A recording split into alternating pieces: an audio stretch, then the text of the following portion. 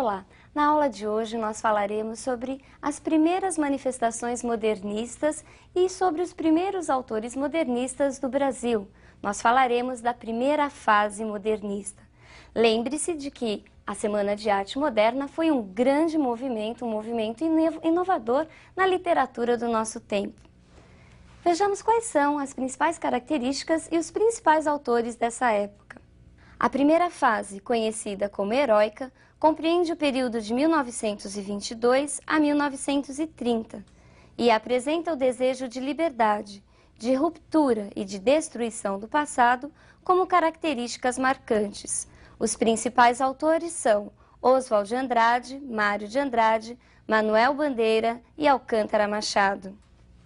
Essa fase foi predominantemente poética, mas nós encontramos também alguns textos escritos em prosa. Neste período, nós encontramos como grandes marcas a negação, a ruptura, o desejo de liberdade linguística e um forte nacionalismo. Vejamos agora o grande escritor do período. Nesses quadros, nós encontramos a figura de Mário de Andrade. Mário de Andrade é considerado o Papa do modernismo brasileiro e ele foi um dos escritores mais apaixonados pela cidade de São Paulo.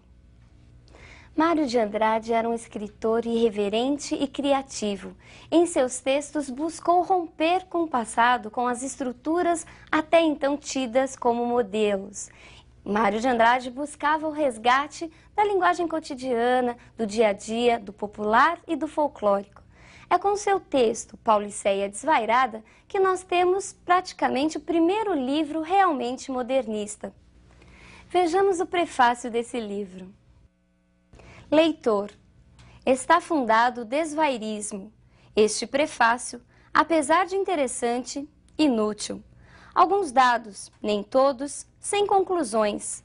Para quem me aceita, são inúteis ambos. Os curiosos terão prazer em descobrir minhas conclusões, confrontando toda a obra e dados. Para quem me rejeita, trabalho perdido explicar o que, antes de ler, já não aceitou. Quando sinto a impulsão lírica, escrevo sem pensar tudo o que meu inconsciente me grita. Penso depois, não só para corrigir, como para justificar o que escrevi. Daí a razão deste prefácio interessantíssimo. Esse ar de deboche presente no prefácio se estende por todo o livro. Mas Mário de Andrade não escreveu só poesias, ele também escreveu em prosa. E ele escreveu um romance muito conhecido, o chamado Macunaíma, mas que não apresenta as características de um romance como nós conhecemos. Vejamos algumas imagens sobre Macunaíma. O livro Macunaíma, que apresenta o subtítulo O Herói Sem Nenhum Caráter, é um romance rapsódia que discute a nacionalidade brasileira. E o que é uma rapsódia? Rapsódia é uma composição que mistura elementos musicais com elementos do folclore, da cultura popular. E é justamente isso que Mário de Andrade faz em Macunaíma. Ele vai contar a história do índio que de preto virou branco. Ele vai contar a história de Macunaíma, que significava um grande mal. Vejamos como aconteceu o nascimento de Macunaíma. No fundo do mato virgem nasceu Macunaíma, herói de nossa gente. Era preto retinto e filho do medo da noite. Houve um momento em que o silêncio foi tão grande, escutando o murmurejo do Iraricuera, que a Índia Tapanhumas pariu uma criança feia. Essa criança é que se chamara de Macunaíma. Já na meninice fez coisas de sarapantar. De primeiro passou mais de 6 anos não falando. Se o incitavam a falar, exclamava, ai que preguiça, e não dizia mais nada. Ficava no canto da maloca, trepado no jiral de Paxiúba, espiando o trabalho dos outros e principalmente os 2 manos que tinha, Manaape, já velhinho, e Jiguê, na força de homem. O divertimento dele era decepar cabeça de saúva. Vivia deitado, mas se punha os olhos em dinheiro, Macunaíma dandava para ganhar vintém. E também espertava quando a família ia tomar banho no rio, todos juntos e nus. No mucambo, se alguma Cunhantã se aproximava dele para fazer festinha, Macunaíma punha a mão nas graças dela, Cunhantã se afasta. Macunaíma era debochado, malandro, danado. Ele era muito terrível, muito diferente da imagem que nós tínhamos de herói. Tanto que Macunaíma é considerado um anti-herói se nós o compararmos com os heróis românticos que conhecemos. Macunaíma mexia com todo mundo, era preguiçoso, não queria saber de trabalhar. Esse texto é considerado um grande marco do modernismo, tanto que volta e meia ele aparece nos grandes vestibulares do Brasil. Por isso, não deixe de lê-lo. Vejamos agora a imagem de um outro importante autor desse período. Oswald de Andrade é considerado o autor mais irreverente, combativo e polêmico da primeira fase modernista.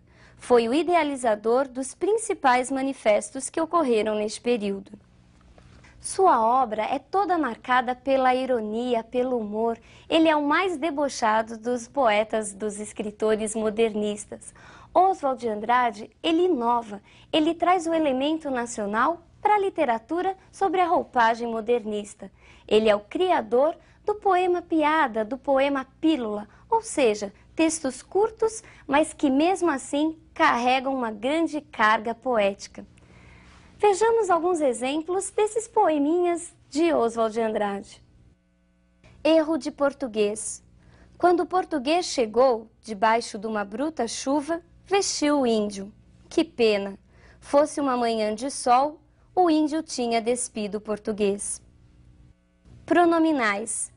Dê-me um cigarro, diz a gramática, do professor e do aluno e do mulato sabido. Mas o bom negro e o bom branco da nação brasileira dizem todos os dias: deixa disso, camarada, me dá um cigarro. Perceberam a diferença e o humor? Muito diferente dos poemas parnasianos, não? O próprio Oswald também escreveu prosa, assim como Mário de Andrade.